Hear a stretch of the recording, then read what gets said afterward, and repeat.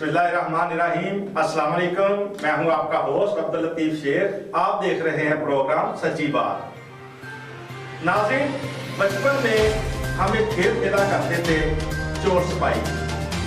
आप भी खेलते होंगे, कहानियां भी सुनते थे बड़ों से चोर सिपाही की। आज आपको मैं एक कहानी नहीं, एक हकीकत बताने जा रहा हूं डाकू और पुलिस की, क्योंकि ये सच्ची बात का प्रोग्राम है, इसमें हकीकत करनी। डाकू की डेफिनेशन क्या है, डाकू क्या करते हैं, पहले मैं इस पे रोशनी डालूंगा।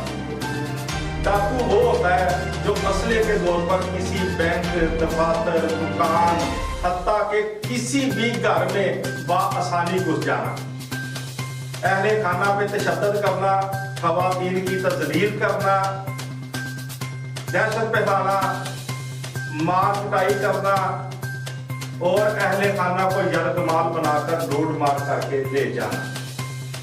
जो भी सेब में होना, ज्वेलरी, नकदी, जो भी उन्होंने अपनी जरूरत के लिए चीज रखी होती थी वो ले जाते थे। इसको डाकू कहा जाता था, कहा जाता भी है। और इनको पकड़ने के लिए पुलिस है हमारी, पुलिस इसको पकड़ती है, इनको सजाएं दिलवाती है, इनको जेल में भेजती है, इनका कला कमा भी करती है। लेकिन गुजरांवाला का इलाका अलीपुर चट्ठा, अलीपुर चट्ठा में एक दिलखराश वाकया पेश आया है जो बिल्कुल इसके बरक्स है, जिसका ताल्लुक डाकुओं से भी है, जिसका ताल्लुक पुलिस से भी है।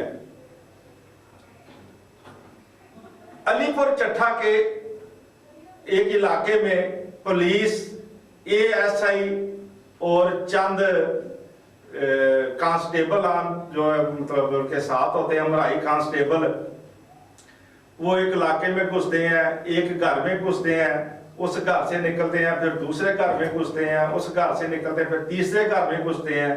इस तरह करते करते 7 घरों में घुसते हैं और 7 घरों की चादर और 4 दीवारी का तकद्दस पमाल करते हैं। पहले एक घर में घुस गए, वहां पे औरतें बैठी हैं, नंगे सर बैठी हैं, बाप पर्दा बैठी हैं, वहां घर का जायजा लेते हैं, फिर वहां से निकलते हैं, क्योंकि उस घर में सीढ़ी नहीं होती छत पे चढ़ने के लिए। फिर दूसरे घर में घुसते हैं, वहां पे जब वो औरतें जवान साला बेटियां बैठी होती हैं, वो औरत बैठी होती है, वो पूछती है कि क्या लेने आए भाई, क्यों आए हो, तो उसको गंदी गलीज गालियां दी जाती हैं, उसको कहते हैं चुप कर जाओ, चुप रहने का इशारा किया जाता है। फिर छत पे चढ़ जाते हैं, छतें फलांगते फलांगते 7वीं छत से नीचे आ जाते हैं और मुतलका घर सजाद नामी शख्स के घर आ जाते हैं। उस घर में सजाद की बीवी है, सजाद की बूढ़ी माँ है, सजाद की जवान साला बेटियां हैं और एक मजदूर बेटी है। उन पे तशद्दुद करते हैं, उनको पूछते हैं सजाद कहाँ है, वो कहते हैं हमें नहीं पता सजाद कहाँ है। फिर उनके बेडरूम में चले जाते हैं, जहाँ पे जवान बेटियां बैठी एलसीडी देख रही होती हैं, प्रोग्राम देख रही होती है, इफ्तारी का इंतजार था उनको इफ्तारी करने के लिए। वहां पे जाते हैं, बच्चियों के मुंह पर तमाचे मारते हैं। जब उनको बचाने के लिए बूढ़ी माँ आगे आती है तो बूढ़ी माँ को भी धक्के दिए जाते हैं, बूढ़ी माँ को भी थप्पड़ रसीद किया जाता है। और बीमार माँ है, ऐसी ऐसी गलीज गालियां दी जाती हैं जो मैं इधर बैठ के नहीं आपको लफ्ज दोहरा नहीं सकता। उनकी सेफ तोड़ी जाती है। सजाद की बीवी ने बताया कि हमने गंदम बेचकर 3,22,000 रुपए रखे थे, वो एएसआई मियां आमर चीमा और उसके साथ जो नामलूम कांस्टेबल वो ले गए, एलसीडी भी ले गए, नकदी भी ले गए, उनके घर में तोड़ फोड़ भी की, उनके घर में लगे कैमरे, सीसीटीवी कैमरे जो गली में भी और घर में भी लगे थे, इसलिए आमर चीमा ने तोड़ दिए कि कोई सबूत बाकी ना रहे हमारा इधर आने का। लेकिन आमर चीमा शायद ये भूल गया कि इसकी जो सीसीटीवी फुटेज है वो किसी मोबाइल में सेव हो रही है, क्योंकि कैमरे ऑनलाइन थे, जिसकी वजह से उनको पता चला है कि ये आमिर चीमा ASI है, किस थाने से है, कहां पे तैनात है, कोई नहीं पता। उस गली में सज्जाद की हमसाई अपने शोहर को फोन कर रही है और उसको भी पकड़ लिया जाता है, उसको गाली गलौज करते हैं, उससे मोबाइल फोन छीन लेते हैं कि तुम सज्जाद से बात कर रही थी। वो कहती मेरा सज्जाद से तल्लक कोई नहीं है, मैं तो अपने शोहर से बात कर रही हूं, मेरा सज्जाद के साथ क्या तल्लक है। चले जी, अगर वो सज्जाद से बात कर रही थी तो पुलिस के लिए तो ये बहुत अच्छी बात थी, वो उसके कॉल से कॉल ट्रेस करके आप सज्जाद को पकड़ सकते थे। लेकिन मेरे शायद सज्जाद को पकड़ना मकसूद नहीं था, मकसूद था सज्जाद के घर में लूट मार। अगर सज्जाद को पकड़ना मकसूद होता तो मुतलका पुलिस भी मौजूद थी, वो भी उसको पकड़ सकती थी, जबकि वो ला इल्म है। मुतलका पुलिस अलीपुर चट्ठा थाना की पुलिस ला इल्मी का इजहार कर रही है कि नहीं हमें नहीं पता जी। हाँ ये पता है कि वो आए थे, वो पुलिस वाले ही हैं, ये पता है, लेकिन ये नहीं पता कि किस केस में आए थे, कौन सी FIR है, कौन सी दरखास्त है, ये नहीं पता। सारा मोहल्ला, सारी गली एहतजाज कर रही है। इसी पर एक रिपोर्ट पेश कर रहे हैं हमारे एंकर सैयद शबीर हुसैन शाह, मुलाजा कीजिए, फिर बात करते हैं। अस्सलाम वालेकुम। SM न्यूज़ के प्लेटफार्म से प्रोग्राम सच्ची बात के लिए मैं हूं आपका होस्ट सैयद शबीर हुसैन शाह। मेरे कानून से आज के 5 सवाल। पहला सवाल, क्या कानून के रखवाले कानून शिकनी कर सकते हैं? दूसरा सवाल, क्या जो मतलूब अफराद है उसके आसपास के 10 घरों पे क्या किसी के घर में वो बिला इजाज़त फैलांग सकते हैं? क्या दरवाज़ा नॉक करने के बगैर उस घर में दाखिल हो सकते हैं और उनको जदोकोब कर सकते हैं, उनको तशद्दुद का निशाना बनाकर उनकी दीवारें फलांग कर मतलूब के घर में जा सकते हैं? और जिनके घर से हमारे कानून के रखवाले दंद नाते मुसल्ला आतशी अशला वो इस घर में दाखिल हुए, आज वो हमारे साथ मौजूद हैं। हम उनसे बात करते हैं और पूछते हैं कि वो इस घर में क्यों और कब कैसे आए। जी बताइएगा, आपके घर में कौन आया था? भाई पुलिस वाले आए थे। क्या कहा उन्होंने? तो कुछ भी नहीं किया, दरवाज़ा भी नहीं खड़काया। तो उनजे कोठे ते अब मैं पूछती रही हूँ कौन है, तो उनजे धमकियां ला के कोठे ते चले गए। आपको उन्होंने क्या कहा? मैं उन्हें क्या कि तुसी कौन उन्होंने बोलन ही नहीं दिता है, वह धमकियां लाई तो फिर कोठे ते चले गए। उन्होंने बताया नहीं कि हम कहाँ से आए हैं, कौन आए हैं, किस मकसद के लिए? नहीं, अगो आंदे चुप कर जा, बस मैं अगो आंदी रही हूँ तुसी कौन हो। नाज़रीन, ये है इन सादा लो इंसानों का हाल बेचारों का। उनको पता ही नहीं कि किस मकसद के लिए ये पुलिस उनके घर में दंदनाती घुस आई है और आके उनको जदोकोब किया है, उनको तशद्दुद का निशाना बनाया है और उनके घर से 7 घरों को फलांगते हुए एक घर में वो गए। जहाँ वो गए थे अभी हम आपको वहाँ पे लिए चलते हैं और उस घर का भी हाल दिखाते हैं, उनकी औरतों से भी बात करवाते हैं। जी माँ जी बताएं, कौन आया था आपके घर में और क्या करके गया? बड़ा कुछ करके गए नो, उजाड़ गए सानू, उजाड़ मैनू मारिया ना, मैं 80 साल दी औरत लूली। ये समझ में मेरा अर्शा लुट के भन के लेके टुर गए ने, मारे घर कख नहीं छट के गए, साडी बेइज्जती बहुत की। मेरिया पोतरियां जान उन्होंने मुंह उत्ते थप्पड़ मारे ने, वाल फाड़े ने, उन्होंने हथी पे ने। बहुत साडे नाल ज्यादती हुई है। सरकार साडा इंसाफ करो, साडा इंसाफ करो, साडा इंसाफ करो वज़ीर आला। जी नाजरीन, इसी मोहल्ला के आसपास के इनके कुछ नेबर्स मौजूद हैं, हमसाए मौजूद हैं, उनसे पूछते हैं कि इनके साथ ज्यादती हुई है, किसने की है और क्यों की है।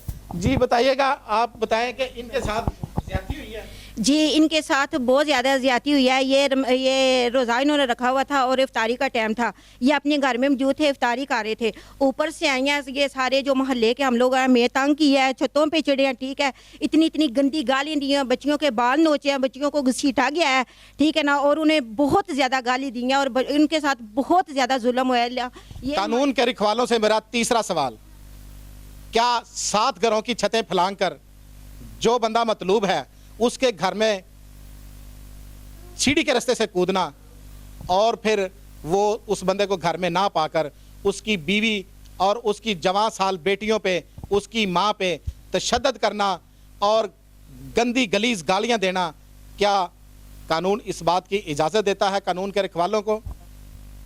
मेरा चौथा सवाल, सारी चीज़ों से कतई नज़र नाजरीन, क्या इंसानियत के नाते बीइंग ए मुस्लिम, क्या कानून के रखवालों के इस बात की भी इजाज़त है कि वो जवान साल बेटियों के मुंह पे थप्पड़ मारें या एक बूढ़ी माँ को गंदी गलीज गालियां दें और उसे कहे कि तू चोर की माँ है? क्या कानून के रखवालों को इस बात की भी इजाज़त है कि वो किसी के घर में भी बगैर लेडीज़ कांस्टेबल के घर में कूद सकते हैं? और मेरा पांचवा सवाल, जो बंदा मतलूब नहीं घर पे, क्या उसके घर की तमाम तर अशिया को तोड़ना और उसके घर की तलाशी लेना, उसके घर में से जो मिलना वो ले जाना, क्या यह भी कानून के ज़ुमरे में आता है? क्या यह भी कानून के दायरे इख्तियार में है? क्या वो उनके घर की चादर चार दीवारी का तकद्दस पामाल कर सकते हैं?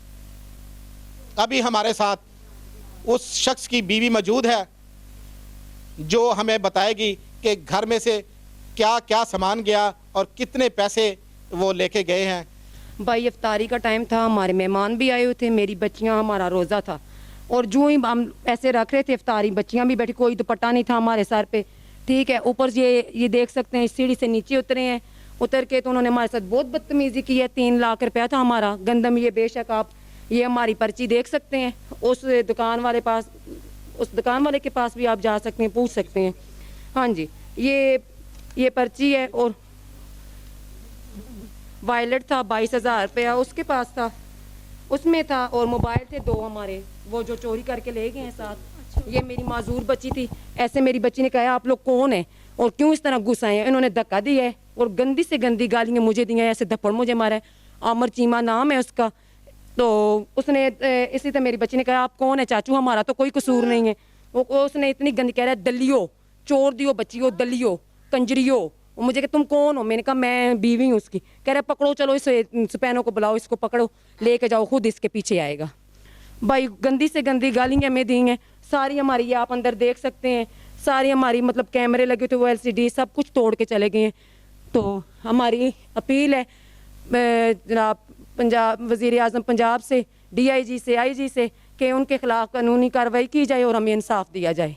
जी नाजरीन, आपने इस प्रोग्राम के तमाम खदोहाल देखे, तमाम तर चीज़ों को हमने हाईलाइट किया जो कानून के दायरे इख्तियार में नहीं, इसके बावजूद वो करके गए हैं। इसी के साथ कैमरा टीम के साथ सैयद शब्बीर हुसैन शाह को आप दीजिए इजाज़त। अल्लाह हाफिज़। जी नाज़रीन, आपने देखा ख़वातीन किस तरह अपने ऊपर हुए जुल्म पर मातम कर रही हैं और रो रो कर फरियाद कर रही है कि हमारे ऊपर जुल्म हुआ है और इसका नोटिस लेना चाहिए, हमें इंसाफ मिलना चाहिए। कौन सी अंधेर नगरी है ये? कौन सी अंधेर नगरी है जनाबे वाली? जनाब RPO गुजरांवाला साहब, ये क्या हो रहा है? ये आपके अफसरान क्या कर रहे हैं? ये आमिर चीमा कौन से थाने का ASI है? ये किसके हुक्म पर गया है? क्यों ऐसा किया है? अगर उसको पकड़ना था तो मुतलका थाने से रुजू क्यों नहीं किया? मुतलका थाने को साथ लेकर क्यों नहीं गया? क्यों तशद्दुद किया गया खवातीन पर? एक घर का मामला नहीं है, 7 घरों का मामला है जनाब, 7 घरों का। और ये 2 साल पहले भी ऐसे काम कर चुका है। सजाद की बीवी ने बताया कि ये 2 साल पहले भी आया था, इसी वजह से हमने इसको पहचाना है। CCTV कैमरे तोड़ना इसी वजह से तोड़े गए कि कहीं कोई सबूत ना रह जाए। अगर सजाद को पकड़ना मकसूद था तो आपके पास बड़े साइंटिफिक तरीके हैं, आपके पास बड़ी टेक्नोलॉजी है जिससे आप बड़े बड़े इश्तिहारियों को पकड़ते हैं, बड़े बड़े क्रिमिनल्स को पकड़ते हैं। कहां गई वो आपकी वो टेक्नोलॉजी, कहां गई, कहां गया वो आपका मुखबरी का नेटवर्क? वो नेटवर्क जो आपको बता देता है कि मुलजम फलान जगह पे बैठा है, इस वक्त फलान जगह पे बैठा है, फलान काम कर रहा है, फलान नंबर उसके पास चल रहा है। उनको ये नहीं पता था कि सजाद घर में है या नहीं है। और उनके घर में ऐसे घुसे हैं जैसे कि ये मतलब इनके पास बड़े इख्तियारात हैं। किसने इख्तियारात दिए किसी की चादर और चारदीवारी का तकद्दस पामाल करने के लिए? किसके हुक्म पर आमिर चीमा उसके घर गया है? क्यों तशद्दुद किया गया? मासूम बच्चियों पे तशद्दुद किया गया, मजदूर बच्ची पे तशद्दुद किया गया, बूढ़ी औरत पे तशद्दुद किया जाता है, थप्पड़ मारे जाते हैं, गाली गलौज की जाती है, हमसायों के साथ बदतमीजी की जाती है, पड़ोसियों के साथ बदतमीजी की जाती है। कोई पूछने वाला नहीं।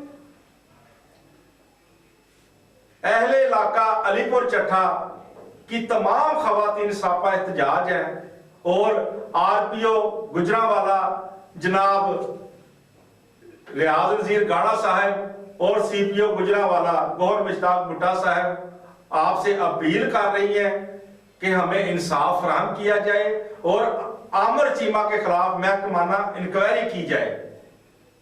इसी के साथ प्रोग्राम का वक्त खत्म हुआ। अपने होस्ट अब्दुल लतीफ शेख को इजाजत दीजिए। आप हमें फेसबुक और यूट्यूब पर भी फॉलो कर सकते हैं। हमारा व्हाट्सएप नंबर आपकी स्क्रीन पर। अल्लाह हाफिज।